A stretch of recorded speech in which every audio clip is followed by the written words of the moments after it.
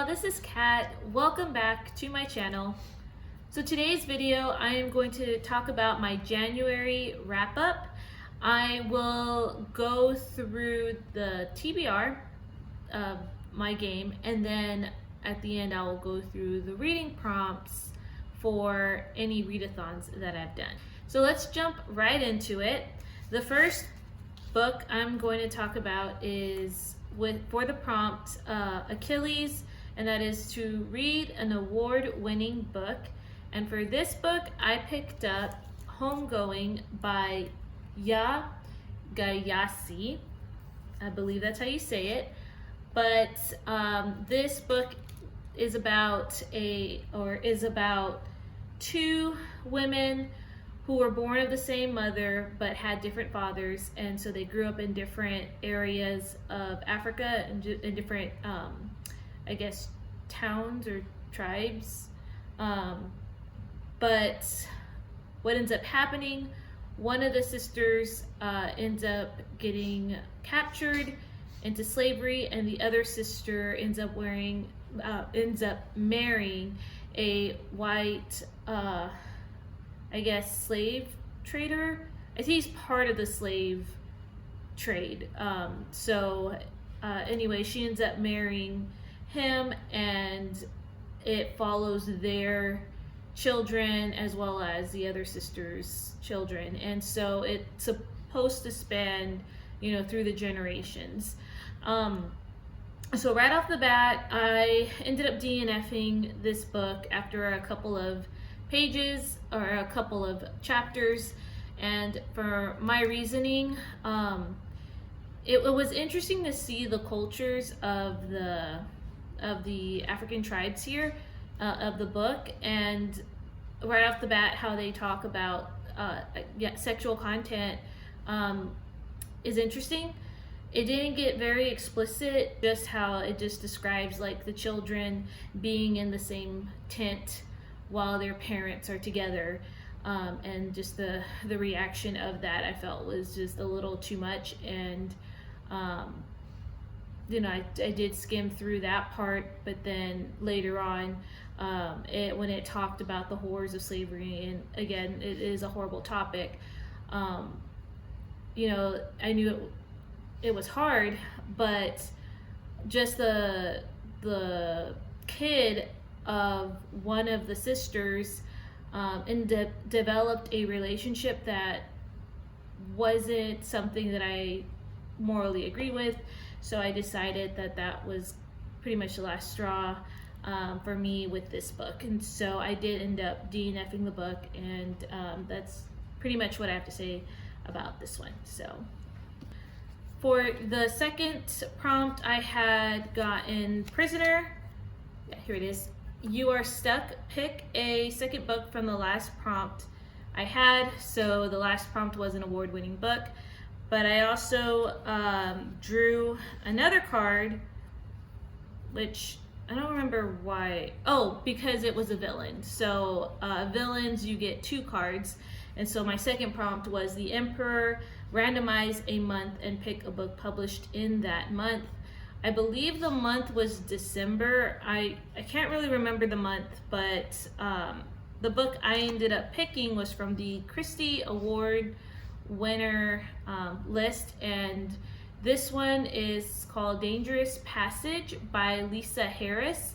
And never heard of Lisa Harris until I read this book, but I ended up loving the book. It was a good thriller. There was hard content again about it. It wasn't what I expected, but it was really good. The faith content in there was nice. The book is about a detective, and she's from Georgia, and she notices that in her investigation, the woman that ends up dead has a tattoo of a magnolia flower on her, and she noticed that this correlated, or she thinks it correlates to another case where this other woman also had the same tattoo on her shoulder. And so by the second case, she's very much like are these two correlated? And I'm like, she wants to know what is going on. She thinks she unraveled something bigger than just what she initially thought. The love interest also is a detective of some sort, or he's more of like identifies how the victims die. I forgot what you would call that, but that's the love interest. And it does have that a little bit of romance in it, but I would count it more as like a thriller in my opinion, but I haven't read much thrillers, but it kept me guessing and page turning. And so this is one of a series, and I don't know if the other series are really gonna follow the same characters. I mean, maybe companion, but I don't know if it's gonna unfold, because the ending of the book, though it's like, it leaves me wondering if there's going to be more of like the first book in the second book, if that makes sense, without giving away anything. But I enjoyed it. I gave it 4.5 stars. I thought it was fantastic, and this is an author that I would much like to read more from. I enjoyed the book and I would recommend it. Last prompt that I had was, or last two, I landed on Fates, or the Fates. Peek ahead at the next 3 cards and choose one. And the one that I chose was called Genie, and it's blindly pick a book off your shelf. And so for this one, I picked And We're Off by Dana Schwartz, and I did not like this book. I've read 2 pages, skimmed the 3rd one, and decided I was not going to read this. It is a YA, and YAs are kind of a hit and miss for me. But it's supposed to be about this girl who gets an opportunity to travel to Europe, and she has an estranged relationship with her mother, and the mother decides she's gonna go with her. But I couldn't even get to that part. Let's just say the book starts off with her like she is Facebook stalking her ex-boyfriend while she is drawing a weird fan fiction of 2 characters that it was a little too much with what she was drawing and how she was creating these 2 characters and the interest of each other. It was definitely a relationship that I morally did not agree with, and how she even described it later on, like creating this picture of what they were going to do later after the drawing part, I thought was ridiculous. And then there was a pornography reference of some sort, and I figured if it was in the first 3 pages of the book, who knows what else was going to go on. And so I just decided this was not something for me, and would definitely not recommend this. But it's a shame. It's a really pretty cover, but it was definitely not for me. Alright, so those were the 3 books that I've read for my TBR game. And now I am going to talk about the readathon that I did. And so the readathon that I did was actually hosted by Paperback and Ponytails and Bethany Brings Books, and they did a Ring in the New Year, Ring in the New books, basically. And it's a month-long readathon, and it's a bingo style board. And so I'll go through the prompts and what I've read. I didn't finish it, so there are 2 books that I just did not get to. If you saw my first video, or if you saw my January TBR video, you know there was one book I was very intimidated to read, and that was the book I didn't get to. But let me go ahead and tell you the prompts and the books that I did read. So the first one was reread an old favorite and see if you have any new opinions. And for that one, I chose Mission Drift by Peter Greer and Chris Horst. And I rated this previously a 5-star, and I would rate it again a 5-star. It is a fantastic book where it talks about organizations, or it's like a deep dive into organizations that were like Christian affiliated, and to see if they are staying true to that mission. And they give examples of those that did stay true or that did not stay true to their mission statements. For example, one of them was the YMCA, how that was created, what their mission statement was, and how they are, or I guess where they are today, and how, if they have drifted or not, and why they think that was. And there was another,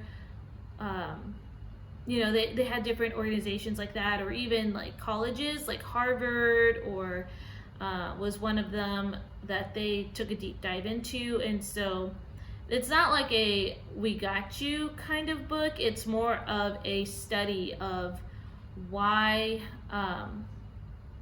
what causes a drifting in your original purpose, or in your original like mission, I guess. And it gives pointers to those who have like organizations or any like businesses or anything that that you would need a mission statement for. And it's just know your why, and these are some guardrails to help with drifting. Basically, how you make sure that once you are gone, how your legacy, or how the legacy will continue and stay with that mission. I hope that all makes sense. So I picked this up because I am a part of a ministry at my church where it basically is affiliated with more of like a nationwide thing, but it's also at my church very much what I want to create it to be, if that makes sense. And so this was a good read to see like what the vision was, and what I wanted this program to help and do. And so I would recommend this if you are thinking about a business, if you're thinking about doing a ministry of some sort, or I don't know, if you just want to read and see what this is about. Would recommend it. 5-star, really easy to read and understand. So the other prompt on the bingo board was participate in the buddy read, and so they read Genesis 1 through 11, and there's another prompt on there that says read the rest of Genesis, and I have completed that, and it was a nice refresh to read in the new year with like a book of the Bible. So the next prompt that I have completed was read a new author, someone whose debut novel released during the last year. And that one I had trouble with, but I know Katie mentioned that if the author was within the 2-year range, so like not like 2022, but also like 2021, 2020, that was fine. So I picked Sisters in Arms by Kaya Alderson, and I hope I said her name right too. This one is also a reread. It is about the 600 688th battalion. I think it's battalion. Yes, Central Postal Directory Battalion, or the 6888 is what they were called. But it is an all-female black battalion, and we follow two women.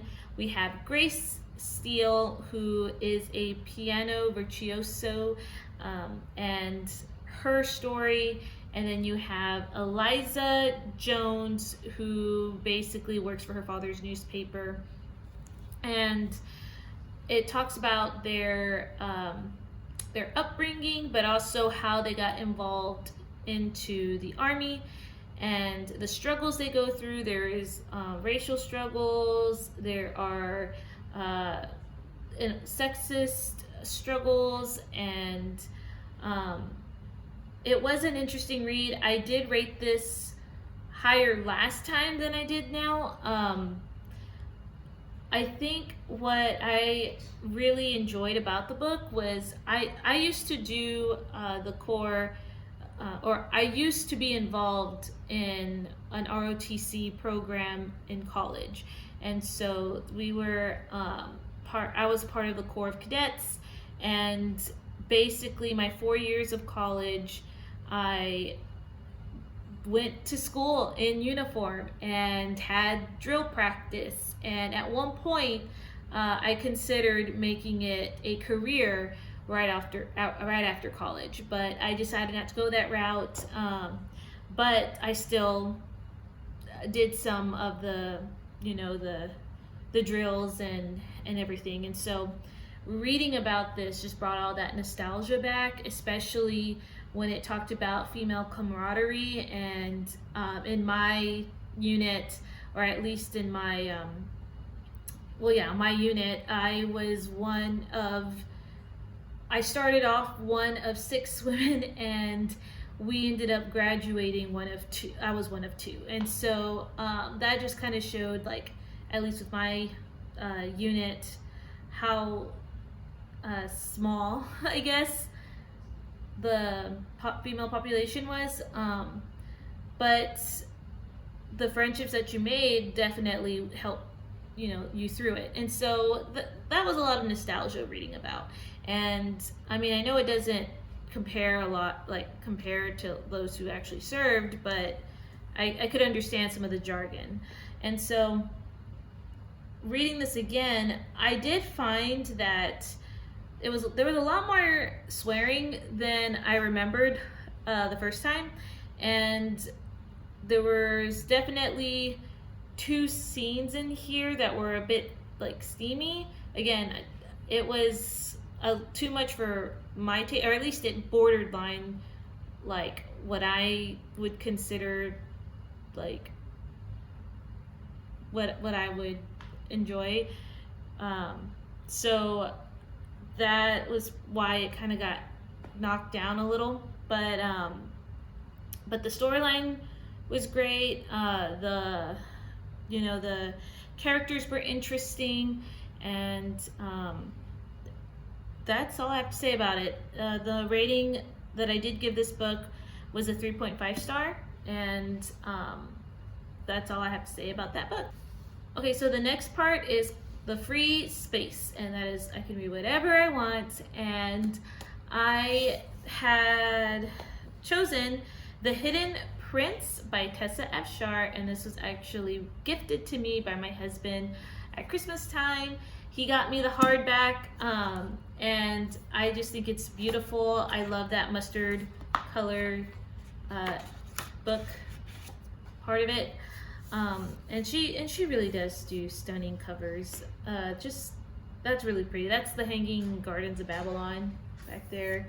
So anyway, so this book follows a young scribe, and she right off the bat gets into trouble, and she's actually related to Daniel, and so that's the storyline. It's Daniel in the Bible, and she works as his scribe to help her family, to help feed the family, and like that's part of her job and everything. He was like a kinsman redeemer sort of in there. But as she's working as a scribe, she grows up with his household, and the male interest in there also grows up with her, and they talk about the times of Babylon and I guess the rulers of that time. And so an accident happens to where she has to flee to a different, basically to a different town.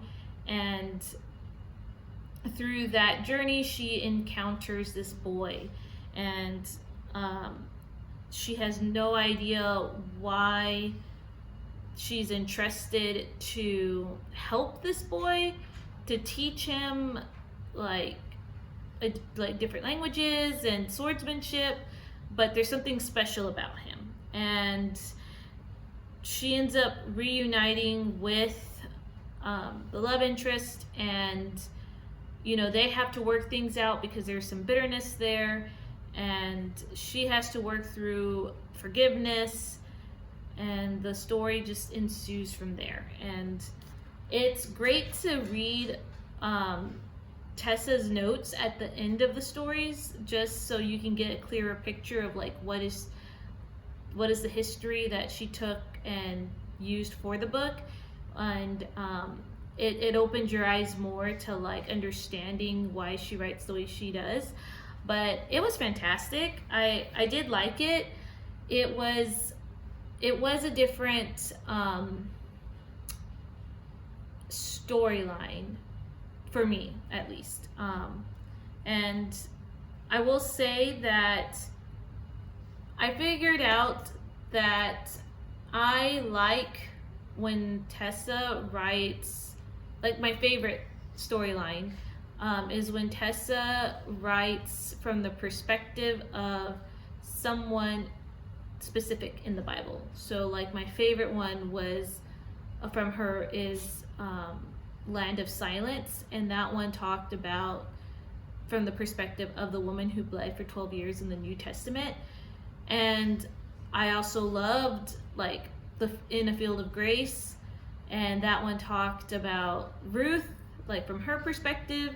And you had Pearl in the Sand, which is the Rahab retelling.